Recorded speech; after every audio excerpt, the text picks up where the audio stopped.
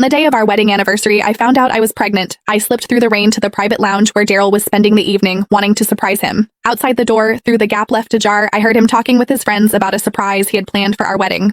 Josephine still has no idea she's been sleeping with both of us. Every winter, I send my twin brother to take my place with her. Through the crack in the door, amid the roar of laughter, I caught sight of a man who looked almost identical to Daryl. Imagine the look on her face at the wedding when she sees that video of my brother on top of her. I clutched the pregnancy test results in my hand, ready to storm in and demand to know why he'd done this to me. But then I heard Daryl's voice again. Sarah's career has taken off. Josephine served her purpose. Sure, she lost her family and her career because of me, but I gave her a few good years of the high life. I'd say we're even. The casual indifference in his tone sent ice through my veins. A man who had done everything in his power to hurt me for the sake of another woman. I was done with him. And everything he had stolen from me, I would take back. Every last piece.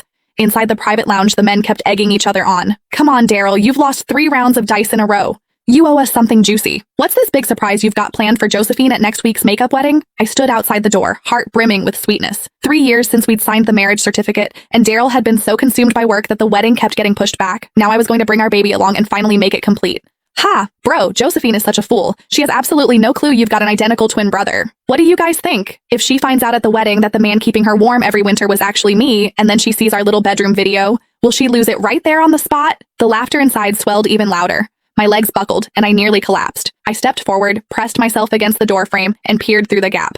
Beside Daryl sat a man with the exact same face. Daryl leaned back on the sofa and clapped him on the shoulder. Vincent Sanchez, I owe you for these past 2 years. Your visits made it possible for me to be with Sarah. The man exhaled a stream of smoke, the haze blurring his features.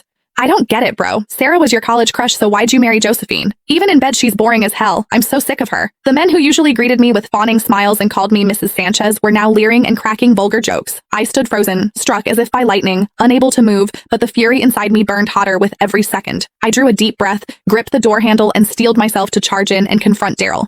Then the words from inside stopped me dead. I was only ever with her for Sarah's sake. At the sound of that name, my fingers tightened around the pregnancy report until the paper crumpled. There was a tenderness in Daryl's voice I had never once heard before. Sarah went abroad right after college to chase her dream of becoming a jewelry designer. By the time I wanted to go find her, she'd gotten married. Later, when the international jewelry design competition came around, Sarah was so anxious about Josephine entering the same contest that she couldn't sleep.